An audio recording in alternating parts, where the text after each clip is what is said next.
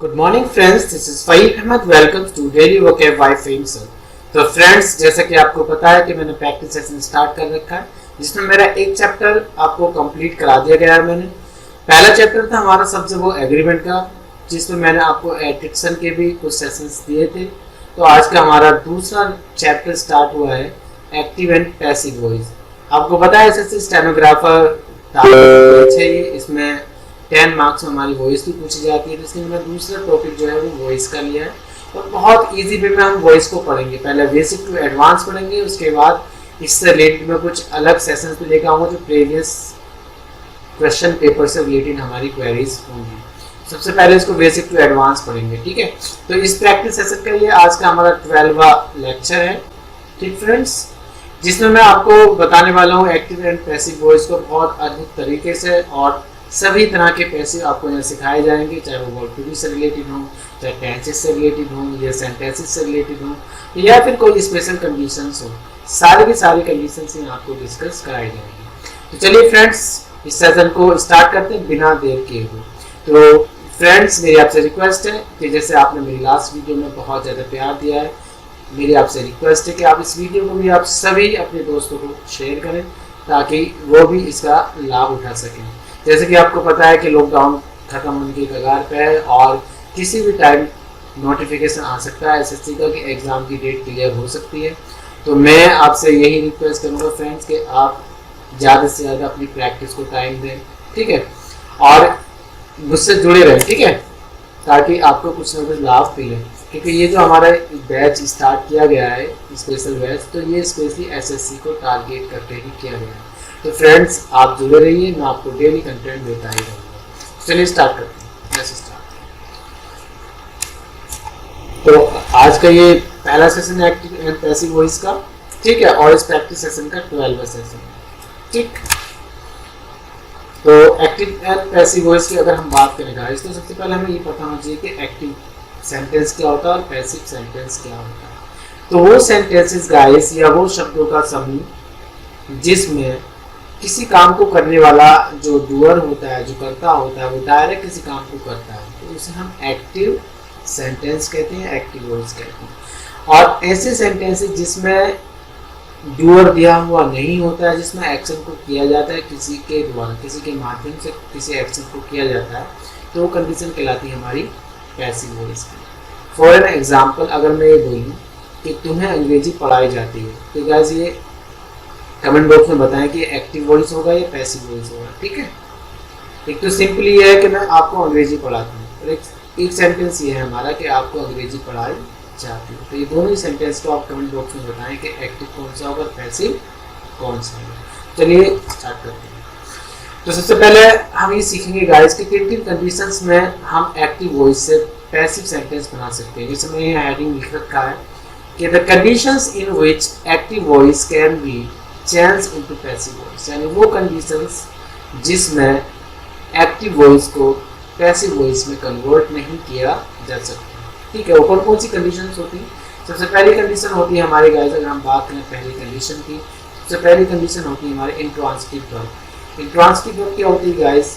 यानी ऐसी वर्ब जिसका अपना ऑब्जेक्ट दिया हुआ नहीं होता, उसे हम बोलते हैं इंट्रांसिटिव वर्ब। और हम जानते हैं गाइस कि पैसिव का मूल, या हम कहें कि मोस्ट इम्पोर्टेंट जो इसका कॉन्सेप्ट होता है वो क्या होता है कि सब्जेक्ट को ऑब्जेक्ट बनाना और ऑब्जेक्ट को सब्जेक्ट बनाना। अब ये वो क्रिया होती है, वो वर्ब होती है जिसका ऑब्जेक्ट दिया हुआ नहीं होता है, तो इसलिए सामान्यतः इंट्रांसिटिव वर्ब का पैसिव नहीं बनता है। अगर मैं आपसे कहूँ आई गो का पैसिव बनाओ, तो आई गो का पैसिव नहीं बनेगा, सामान्यतः इसका पैसिव नहीं बनाया जा सकता। परंतु अगर मैं आपसे कहूँ गो का पैसिव बनाओ, तो गो का पैसिव बन जाएगा। अगर आपसे कहा जाए कि गो का पैसिव बनाओ, तो इसका पैसिव बन जाएगा फ्रेंड्स। लेकिन अगर आपसे बोला जाए कि आई गो का पैसिव बनाओ, तो इसका पैसिव नहीं बनेगा, क्योंकि यहाँ गो जो यूज हुआ है ये इंट्रांसिटिव वर्ब के लिखने में यूज हुआ है। इस गो का पैसिव इसलिए बन जाएगा क्योंकि ये टेंस नहीं है, ये इंपेरेटिव सेंटेंस है, और इंपेरेटिव सेंटेंस के पैसिव बनाए जा सकते हैं, यू अंडरस्टैंड, ठीक है। तो आई थिंक कि आपको पहला जो कंडीशन है आपको पता चल गया होगा कि इंट्रांसिटिव वर्ब का पैसिव नहीं बनाया जा सकता, ठीक है। हाँ, अगर एग्जामिनर ने अगर ऑप्शन के आधार पर बना रखा है तो हमें उठाना पड़ेगा ऑप्शन के आधार पर, अंडरस्टैंड, ठीक है। क्योंकि एग्जामिनर अगर चांद को सूरज कह रहा है तो हमें उसको ही फॉलो करना होता है, ठीक है, वहाँ हमें एक्स्ट्रा माइंड लगाने की कोई आवश्यकता नहीं होती, जैसा एग्जामिनर हमसे बोलता है वैसे ही फॉलो करना होता है। ठीक, अगर मैं दूसरी कंडीशंस की बात करूँ तो दूसरी कंडीशन हमारी future continuous tense. Future continuous tense का भी पैसिव नहीं बनाया जा सकता। वो इसलिए नहीं बनाया जा सकता फ्रेंड्स क्योंकि फ्यूचर कॉन्टिन्यूस की हेल्पिंग वर्ब जो होती है वो हमारे क्या होती है, विल या शैल प्लस बी। मतलब हम कह सकते हैं कि विल भी या होती है, और हम अच्छी तरह से जानते हैं कि विल या शैल हमारी मॉडल्स भी होती हैं। और जब कभी भी हम किसी मॉडल्स का पैसिव बनाते हैं फ्रेंड्स, तो जब कभी भी हम किसी मॉडल का पैसिव बनाते हैं तो उसमें हमेशा वी लगा कर बनाते हैं। ठीक है, तो जैसे कि इसकी हेल्प में ऑलरेडी हमारा वी दिख रहा है, तो इस कंडीशन में हम फ्यूचर कॉन्टिन्यूस का पैसिव नहीं बना सकते। ठीक है फ्रेंड्स, अगर मैं बात करूँ तीसरी कंडीशन की, तो तीसरी कंडीशन है हमारी any perfect continuous tense. Any perfect continuous tense means, जैसे हम जानते हैं कि कितने टेंस होते हैं हमारे 3 टेंस होते हैं। अगर हम बात करें, एक होता है हमारा प्रेजेंट टेंस, एक होता है हमारा पास्ट टेंस, ठीक है, एक होता है हमारा फ्यूचर टेंस। अगर हम जनरली बात करें तो टेंस हमारे कितने होते हैं गाइस, 3।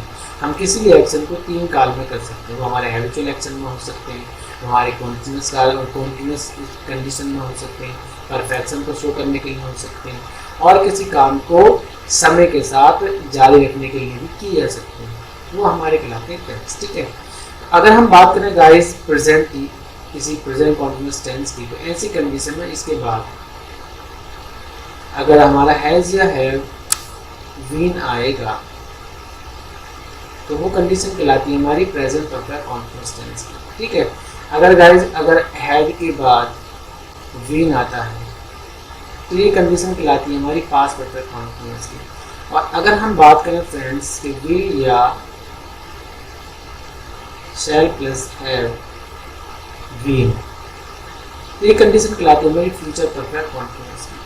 पता क्या चलेगा, क्योंकि इन सब के बाद क्या आता है हमारा बिफोर आता है फ्रेंड्स, और इसमें टाइम एक्सप्रेशन दे रखा होता है। ठीक है, अगर सिंपली एक्सप्रेशन की बात करूँ फ्रेंड्स, तो अगर प्रेजेंट की बात करें तो हम अगर इनके बाद, इस कंडीशन के बाद अगर हमारा कोई एक्सप्रेशन दे रखा है सिंस या फिर फॉर, सिंस हमारा पॉइंट ऑफ टाइम को शो करता है और फॉर पीरियड ऑफ टाइम को, उसी प्रकार से हमारा पास्ट के लिए भी सिंस या फॉर का इस्तेमाल होता है। जबकि फ्यूचर के लिए हम सिंस या फॉर का इस्तेमाल नहीं करते। इसके लिए हम 2 प्रीपोजिशन यूज़ करते हैं, या तो वाई यूज़ करते हैं या फ्रॉम। ये परफेक्शन को दिखाता है फ्यूचर में, पॉइंट ऑफ टाइम को दिखाएगा, और ये हमारा जैसे सिंस इस्तेमाल करते हैं वैसे ही हम फ्रॉम का इस्तेमाल करते हैं फ्यूचर के लिए। ठीक है, स्टार्टिंग टाइम के लिए, एंडिंग टाइम के लिए, और ये स्टार्टिंग टाइम के लिए। इसके साथ साथ अगर हम पीरियड ऑफ टाइम की बात करें तो पीरियड ऑफ टाइम के लिए हम फॉर का इस्तेमाल करते हैं। तो जब ये कंडीशंस लागू होती हैं गाइस, तो वो कहलाती है हमारी, मतलब ये कंडीशन कहलाती है हमारी परफेक्ट कॉन्टिन्यूस टेंस की। ठीक है, ये प्रेजेंट परफेक्ट कॉन्टिन्यूस टेंस की कंडीशन होगी, ये पास्ट परफेक्ट कॉन्टिन्यूस टेंस की कंडीशन होगी, और ये फ्यूचर परफेक्ट कॉन्टिन्यूस टेंस की। अब देखना यह है कि हम इसका पैसिव क्यों नहीं बना सकते, क्योंकि हम जब कभी भी किसी परफेक्ट का पैसिव बनाते हैं फ्रेंड्स, तो उसमें हम क्या ऐड करते हैं, उसकी हेल्प में वर्ब में बीन लगाते हैं, वर्ब की थर्ड फॉर्म रखते हैं। तो आपने नोटिस किया होगा कि इनमें सब में हमारा बीन ऑलरेडी लगा हुआ है। ठीक है, तो इसमें सब में ऑलरेडी हमारा बीन लगा हुआ है, तो इसलिए इसका पैसिव नहीं बनाया जा सकता। तो आई थिंक कि कंडीशंस आपको समझ में आ गई होंगी कि जितनी मैंने यहाँ कंडीशंस बताई हैं, इन कंडीशन में हम एक्टिव से पैसिव वॉइस समझौता नहीं बना सकते। हाँ, अगर एग्जाम में कोई कंडीशन लागू कर रखी है तो बन जाएगा। ठीक है, तो चलिए आगे बढ़ते हैं। अब ये दूसरा पॉइंट है हमारा guys, the condition in which active voice can be changed into passive voice, यानी वो कंडीशंस वो स्थिति है या वो शर्तें हैं जिनमें हम एक्टिव वॉइस से पैसिव वॉइस को बना सकते हैं, यानी जिसमें एक्टिव वॉइस को पैसिव वॉइस में कन्वर्ट किया जा सकता है। तो कौन कौन सी कंडीशन है, मतलब वर्ब टू बी की होगी।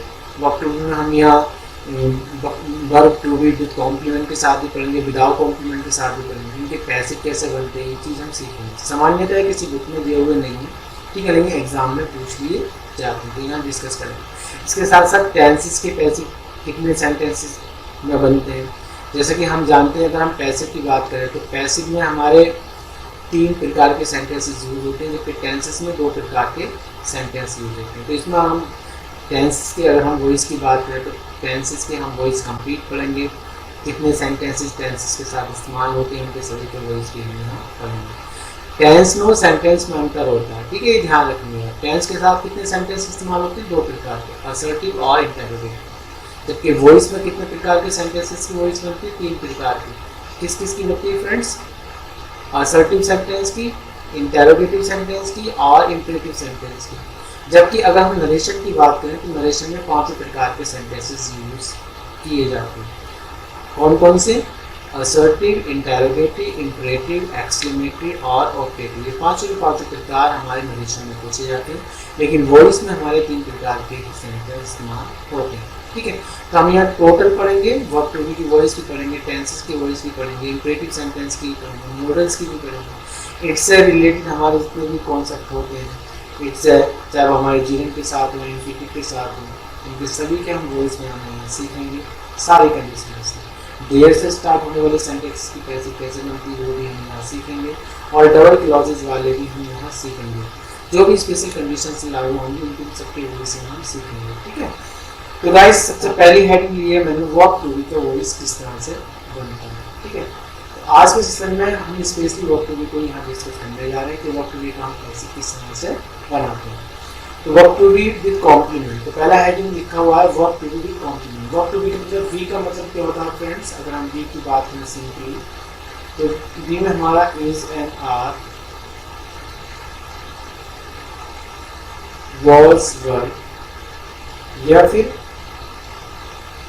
विल बी या शैल बी होता है, ठीक है। तो ये हमारा वी कहलाता है। तो इसके साथ जो हमारा कॉम्प्लीमेंट होगा, ये चीज ध्यान रखनी, वी के बाद जब कभी भी कोई नाउन, एग्जेक्टिव, प्रोनाउन, एडवर्ब, ये अगर आते हैं पार्ट्स ऑफ स्पीच के बाद, तो वो कंडीशन हमारी क्या कहलाती है? वो कंडीशन हमारी कॉम्प्लीमेंट की कहलाती है, ठीक है। कभी भी हमारा वी के बाद ऑब्जेक्ट नहीं आता है, आपको ध्यान रखेंगे। जब वी के बाद कोई वर्ब आएगा तो उसके बाद ऑब्जेक्ट आएगा, यानी वर्ब के बाद अगर हम बात करें फ्रेंड्स तो ऑब्जेक्ट का इस्तेमाल करते हैं, जबकि बी के बाद हमेशा क्या आता है? कॉम्प्लीमेंट। हम जो आज सीखने वाले हैं कि कॉम्प्लीमेंट का हम पैसिव कैसे बनाते हैं, वो चीज़ हम सीखने वाले हैं, ठीक है। तो हमने स्ट्रक्चर की बात करूँ सिंपली, तो देखो स्ट्रक्चर हमारा एक्टिव वॉइस का होगा। सब्जेक्ट वी मतलब is am are was previous है, कोई भी हो सकती है। कॉम्प्लीमेंट, जैसे कि आपको पता है कि वी के बाद जब कोई पार्ट ऑफ स्पीच आता है तो वो हमारी कॉम्प्लीमेंट की कंडीशन होती है, वर्ब को छोड़, ठीक है।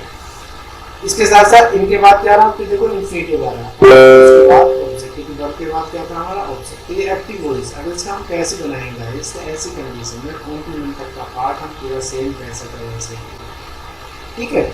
उसके बाद फिर टू के बाद हम क्या लगाते हैं गाइस? वी लगाते हैं, और इस वर्ब की फर्स्ट फॉर्म को कन्वर्ट कर देते हैं किसमें? वर्ब की थर्ड फॉर्म में। फिर बचा हुआ जो होता है उसे हम वैसे का वैसे लिखते हैं। इसमें हमें वाई करके लिखने की कोई आवश्यकता नहीं होती। अंडरस्टैंड? एग्जाम्पल के थ्रू समझने का प्रयास करते हैं फ्रेंड। जैसे पहला एग्जाम्पल दे रखा है कि he is very interested to join us, ठीक है, यानी वो बहुत इच्छुक है करने के लिए, हमें ज्वाइन करने के लिए। तो ऐसी कंडीशंस का कैसे कैसे बनाएंगे फ्रेंड्स?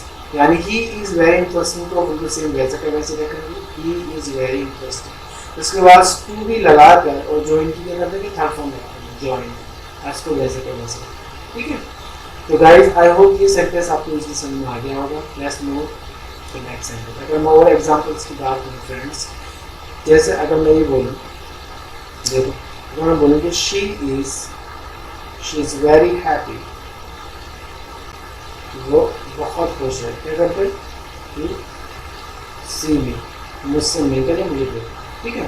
तो देखो यहाँ हमारा एडजेक्टिव आया, तो बी के बाद एडजेक्टिव हो, वर्ब हो, बी के बाद तो कोई नाउन हो, एडजेक्टिव हो, फिर नाउन हो या एडवर्ब हो, तो कंडीशन किसी की आती है? कॉम्प्लीमेंट। फिर कॉम्प्लीमेंट दे रखा है, उसके बाद इंक्रीज, ठीक है। इसका अगर हम कैसे बनाएंगे तो कॉम्प्लीमेंट तक का पार्ट सेम वैसे का वैसे रखेंगे। शी इज वेरी हैप्पी, ठीक है फ्रेंड्स। उसके बाद हम क्या करेंगे? टू बी लगाकर, अब सी की थर्ड फॉर्म क्या होती है? सी, है ना, और नहीं तो वैसे वैसे। तो आई होप ये सेंटेंस भी आपको इजीली समझ में आ गया होगा। तो ये कॉन्सेप्ट आपको बहुत अच्छे से समझ में आ गया होगा फ्रेंड। चलिए आगे बढ़ते हैं, लेट्स मूव द नेक्स्ट।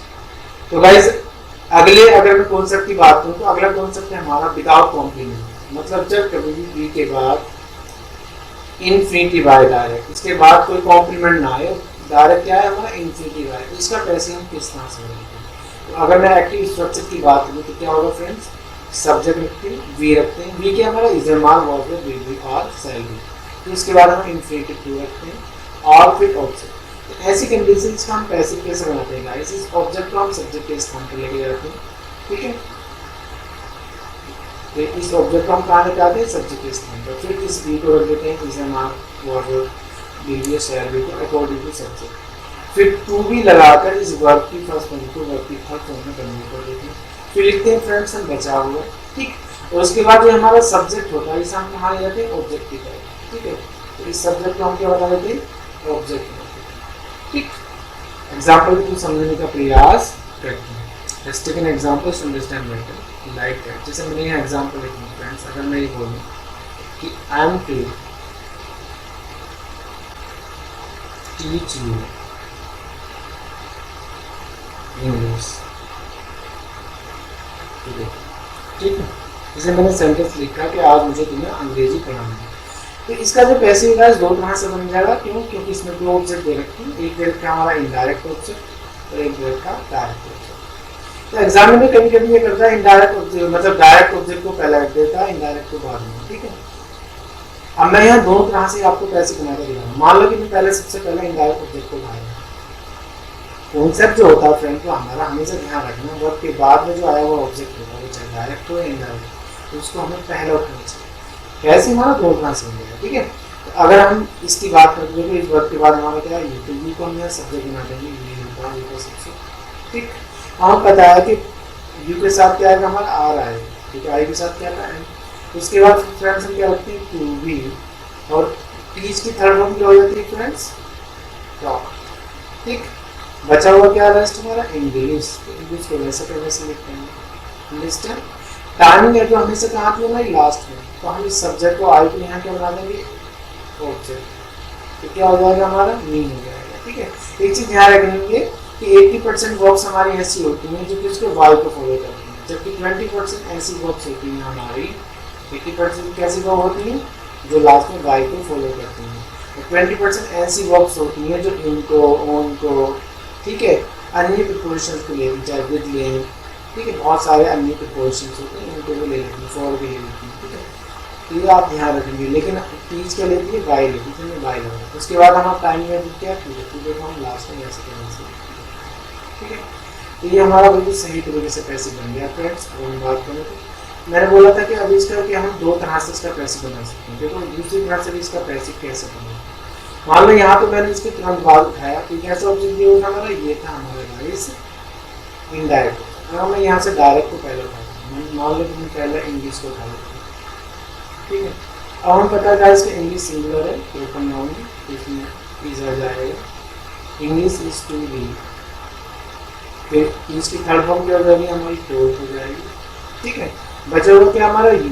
तो अब ये ध्यान रखेंगे कि जब हम मतलब डायरेक्ट ऑब्जेक्ट को पहले रखते हैं फिर इनडायरेक्ट ऑब्जेक्ट को रखते हैं, तो ऐसी स्थिति में हमेशा हमें क्या लगाना होता है, प्रीपोजिशन लगाना होता है, टू या फॉर।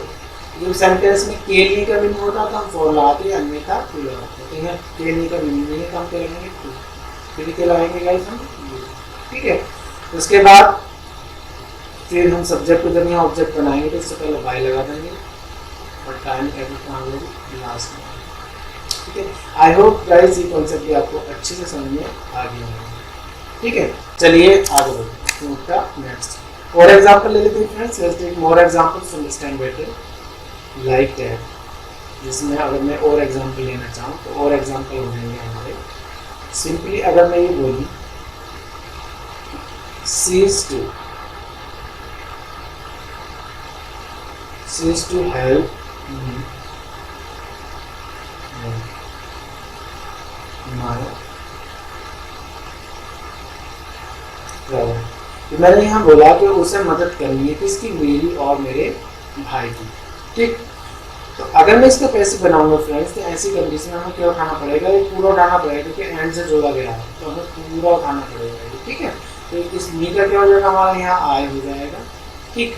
लेकिन हमें पता है गाइस कि स्ट्रक्चर के बारे में हमने अच्छे से पढ़ा रखा है कि जब कभी भी एंड से दो या से अधिक प्रोनाउन जोड़े जाते हैं फ्रेंड्स, तो अगर वो सिंगुलर फॉर्म में जोड़े जाते हैं तो हम 231 में रखते हैं, अगर वो प्लूरल फॉर्म में जोड़े जाते हैं तो हम 123 में रखते हैं, तो अगर सेंटेंस का मीनिंग इलीगल होता है तो उन्हें हमेशा 123 में रखना है, चाहे वो सिंगुलर हो या प्लूरल।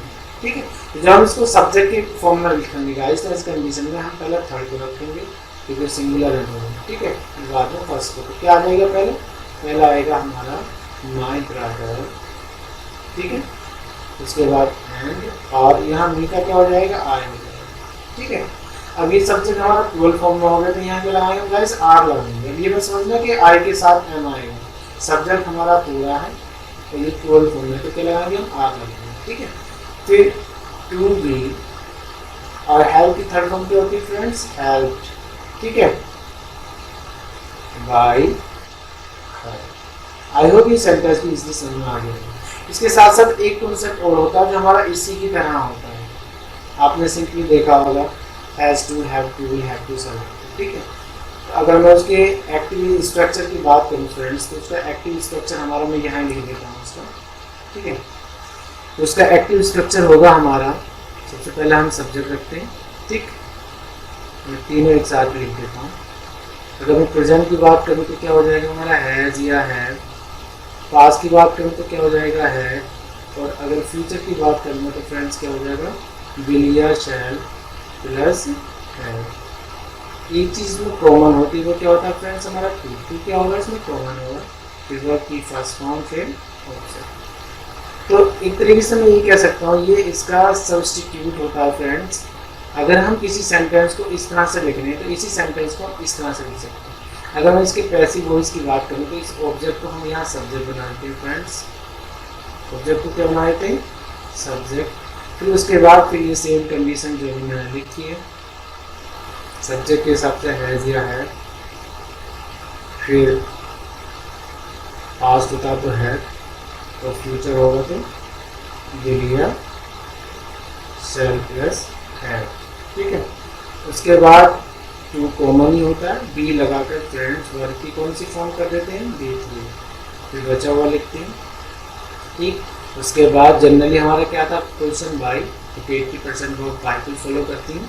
ठीक, उसके बाद हम फिर क्या करेंगे फ्रेंड, उसके बाद हम उस सब्जेक्ट को फिर ऑब्जेक्ट में कन्वर्ट कर लेंगे। ठीक है, तो ये आपको ध्यान रखना है, जो सब्जेक्ट होगा उसे हम क्या में कन्वर्ट कर लेंगे, ऑब्जेक्ट में कन्वर्ट कर लेंगे। ठीक है, तो आई होप ये स्ट्रक्चर में आपको इजीली समझ में आ गया होगा। एग्जाम्पल के थ्रू समझने का प्रयास करते हैं। ठीक, अगर मैं फ्रेंड्स एग्जाम्पल लिखूँ, अगर मैं ये एग्जाम्पल लिखता हूँ कि I have to sing a song this time. ठीक है, तो मुझे इस समय क्या करना, गीत गाना। तो ऐसी कंडीशन देखो, सिंग के बाद क्या वर्ब है सिंग, तो इसके बाद क्या आएगा, तो सॉन्ग आएगा। तो हमें क्या उठाना पड़ेगा, पैसिव बोलते हैं फ्रेंड्स। जब हम इसका पैसिव बनाएंगे तो ऐसी कंडीशन में सबसे पहले किसको उठाएंगे, हम सबसे पहले उठाएंगे आ सॉन्ग को। तो मैं नीचे लिख रहा हूँ क्योंकि स्पेस कम है। ठीक है, आ सॉन्ग। और हम पता सॉन्ग सिंगुलर होता है, प्रेजेंट की बात चलिए, तुम क्या लगाएंगे, हैज, फिर लगाएंगे टू बी, और सिंग की थर्ड फॉर्म क्या होती है फ्रेंड्स, हमारी सम होती है। ठीक है, अब इसमें बचा हुआ है नहीं, बचा हुआ यहाँ टाइमिंग एक्सप्रेशन दे रखा है। हम अच्छी तरह से जानते हैं कि टाइमिंग एगो और टाइमिंग एक्सप्रेशन कहाँ की हमारी लास्ट में होती है। तो अब सिंग भी अपने साथ किसको लेती है, प्रीपोजिशन बाई को। तो बाई, आई का ऑब्जेक्ट क्या हो जाएगा, बाई मी, और बचा हुआ क्या हमारा, दिस टाइम। ठीक है, दिस टाइम को कहाँ लिखते हैं फ्रेंड्स, लास्ट में। तो सही सेंटेंस क्या हुआ, a song has to be sung by me this time. तो आई होप ये कॉन्सेप्ट भी आपको इजीली समझ में आ गया होगा। और इसके एग्जाम्पल मैंने पीछे दे रखे हैं वर्ब टू बी वाले में, तो ये बिल्कुल सेम कॉन्सेप्ट होता है फ्रेंड्स। तो ध्यान रखना, जैसे अगर मैं किसी चीज़ को कह रहा हूँ I have to do this work, तो मैं इसको ऐसे ही बोल सकता हूँ am to do this work. ठीक है, तो जहाँ is to, am to, are to होता है, वहाँ has to, have to, will have to इनका इस्तेमाल हम कर सकते हैं, इसका सब्स्टिट्यूशन है। ठीक है फ्रेंड्स, तो आई होप ये कॉन्सेप्ट आपको इजीली समझ में आ गया। चलिए आगे बढ़ते हैं, लेट्स मूव द नेक्स्ट। ठीक है, एक और एग्जांपल ले लेते हैं। ठीक है, इसी को और एग्जांपल ले लेते हैं। जैसे अगर मुझे पास्ट में लेना था, मैं बोलूँगी sir she had to buy vegetables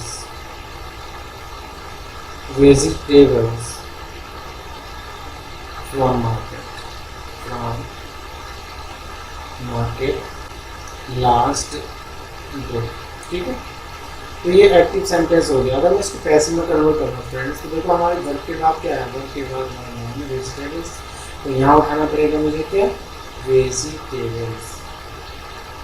vegetables के आगे पास्ट में रखा, तो हम यहाँ हैड टू भी लगाएंगे, और वाई की थर्ड फॉर्म क्या होती है फ्रेंड, बहुत होती है, ठीक है। हम यहाँ वर्ब का इस्तेमाल करेंगे। बचा हुआ क्या हमारा, फ्रॉम मार्केट, तो फ्रॉम मार्केट इस्तेमाल ऐसा करने से लिखेंगे फ्रॉम मार्केट, ठीक है। उसके बाद अगर ये टाइमिंग एडवर्ब है तो ये लास्ट में पहुंच जाएगी, तो कराएंगे बाय, ये जो बाय है ये भी किसको लेती है, बाय को लेती है, bye her last. I hope इस सेंटेंस में आपको बहुत अच्छे समझ में आ गया है। चलिए एक फ्यूचर में भी लेके देखते हैं सेंटेंस, ठीक है। अगर मैं फ्यूचर की बात करूँ फ्रेंड्स, तो अगर मैं फ्यूचर में बोलूँ कि वी शैल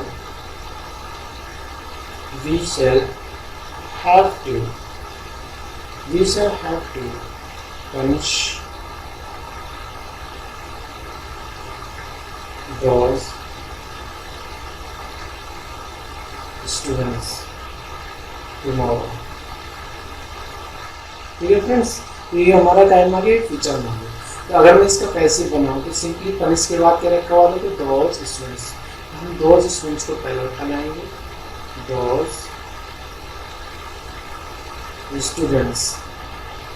अब हमें पता है कि दो स्टूडेंट्स हमारे दे हैं, और दे के साथ क्या लगाते हैं, भी लगाते हैं। सामान्यतः सिंपल फ्यूचर को शो करने के लिए फर्स्ट पर्सन के साथ शैल और सेकेंड और थर्ड पर्सन के साथ विल का इस्तेमाल है ना। तो यहाँ क्या आ जाएगा हमारा, विल हैव टू बी, ठीक। और इसकी पनिश की थर्ड फॉर्म क्या हो जाएगी फ्रेंड्स, पनिश्ड, ठीक है।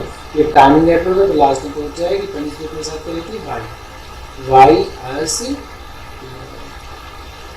तो आई होप ये अब आपको पूरी तरह से समझ में आ गया होगा ये कॉन्सेप्ट। तो चलिए फ्रेंड्स आगे बढ़ते हैं, लेट्स मूव द नेक्स्ट। तो अगर हम बात करें गाइस अगले कॉन्सेप्ट में इट का हम पैसिव किस तरह से बनाते हैं, ऐसे सेंटेंसेस जो हमारे इट से स्टार्ट होते हैं वो किस तरह से बनाते हैं। अगर इसका हम पहले कॉन्सेप्ट की बात करें सिंपली, टीचर टर्म भी इट के बाद वी आता है और उसके बाद एग्जेक्टिव आता है और तुरंत उसके बाद इंफिनिटिव आ जाता है। तो ऐसी कंडीशन को हम पैसिव कैसे बनाते हैं, यानी it plus V plus adjective को हम वैसे का वैसे रखते हैं फ्रेंड्स, ठीक है। उसके बाद हम क्या करते हैं, एडिशनल फॉर को जोड़ते हैं, और इस फॉर के बाद ये जो ऑब्जेक्ट दिया हुआ होता है इसको हम यहाँ लिखते हैं ऑब्जेक्ट के रूप में, असल में सब्जेक्ट बनाते हैं इसको, ठीक है। फिर टू भी लगाकर वर्ब की थर्ड फॉर्म लिखते हैं और बाद में बचा हुआ रेस्ट लिखते हैं। ये थोड़ा आप कंफ्यूज हो रहे होगे कि सब्जेक्ट बनाते हैं, एक्चुअली ये फॉर जो होता है हमारा प्रीपोजिशन होता है, ठीक है। और प्रीपोजिशन के बाद आने वाला नाउन या प्रोनाउन कैसा होता है, ऑब्जेक्टिव केस में होता है, ये आपको ध्यान रखना है, ठीक है। तो ये भले ही ऑब्जेक्टिव केस में दिखता है लेकिन असल में ये सब्जेक्ट बनता है, ठीक है। एग्जाम्पल को थोड़ा समझने का प्रयास करते हैं। जैसे अगर मैं एग्जाम्पल की बात करूँ, अगर मैं बोलूँ कि it is fair to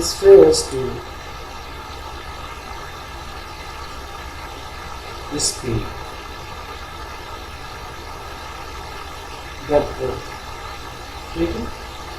similar sentence. तो अगर इसको मैं पैसिव बनाऊंगा तो मुझे एग्जेक्टिव तक वैसे लिखना पड़ेगा, इट इज फेयर, ठीक है फ्रेंड्स।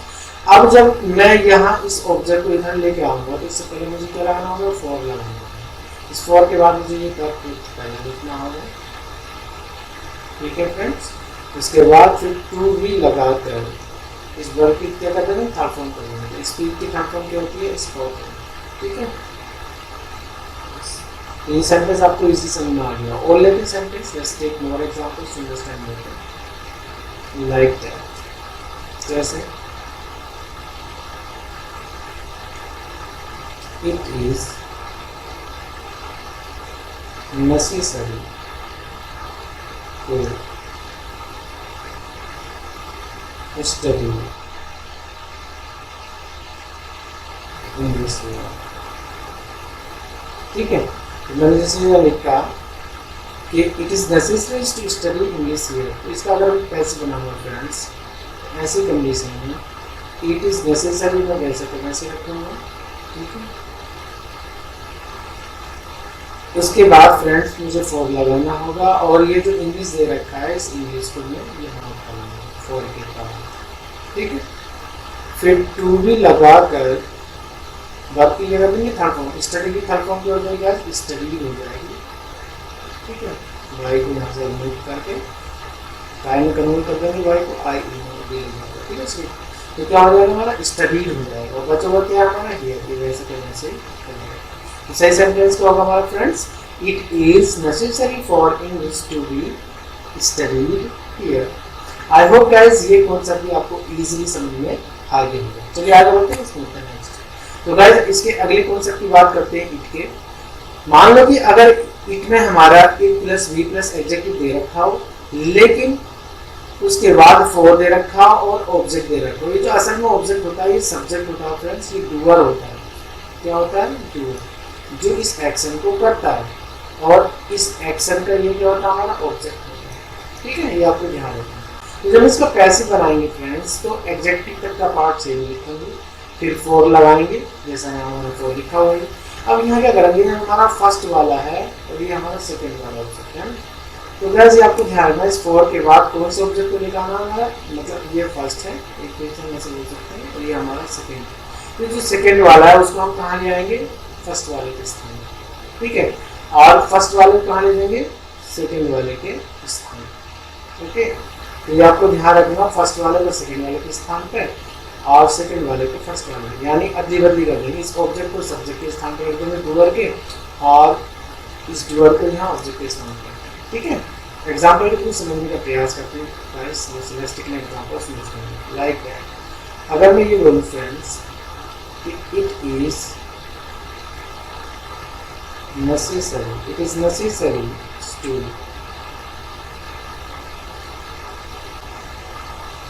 हेल्प योर ब्रदर, एक सेंटेंस मैंने ये लिख दिया। ठीक है फ्रेंड्स, अब एक सेंटेंस में ये लिख रहा हूँ कि it is necessary for you, it is necessary for you to help your brother। इन दोनों सेंटेंस में याद करें फ्रेंड्स कि यहाँ सिंपली वो ये कहना चाह रहा है कि आवश्यक है अपने भाई की मदद करना। कोई भी हो सकता है, सभी के लिए बात चल रही है ना, या हैव द वर्ब भी बोल सकते हैं। यहाँ सिंपली कहा जा रहा है स्पेशली इंडिकेट करते हुए कि तुम्हारे लिए जरूरी है तुम्हारे भाई की मदद करना। ऐसी कंडीशन में जब इसका पैसे बनाएंगे फ्रेंड्स, इसका पैसे बन जाएगा हमारा इसमें से सभी पैसे बनाने ऊपर वाले पार्ट में होता है, it is necessary for your brother. ठीक है, राइट में उसमें सही से लिख लेना, आप कॉपी में नोटबुक लेके रखना। ठीक है, ब्रदर टू बी हेल्प्ड, ठीक, ये हमारा ऊपर वाला सेंटेंस हो गया। लेकिन अगर हमने नीचे वाले सेंटेंस का पैसे बना friends, it is necessary for, आप क्या करेंगे इस फॉर के बाद ये जो लिखवा लो ब्रदर, ये इसको यहाँ उठा लेंगे, फॉर योर ब्रदर। ठीक, फिर टू भी लगाएंगे, टू भी, और थर्ड फॉर्म हो जाएगी हेल्प की, हेल्प।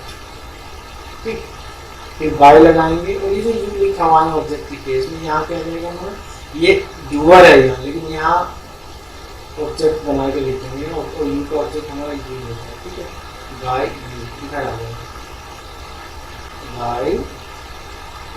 ठीक है, तो सही सेंटेंस को, it is necessary for your brothers to be helped by you. I hope guys अब ये अच्छे से आपको पूरा कॉन्सेप्ट समझ में आ गया होगा। चलिए आगे बढ़ते हैं। हाँ तो गाइस वीडियो बहुत लेंथी हो जाएगी, इसलिए आज का सेशन में यहाँ ही रोकता हूँ। ठीक है, आगे के जो कॉन्सेप्ट होंगे हमारे इससे रिलेटेड वो हम आगे वाले सेशन में लेके आएंगे।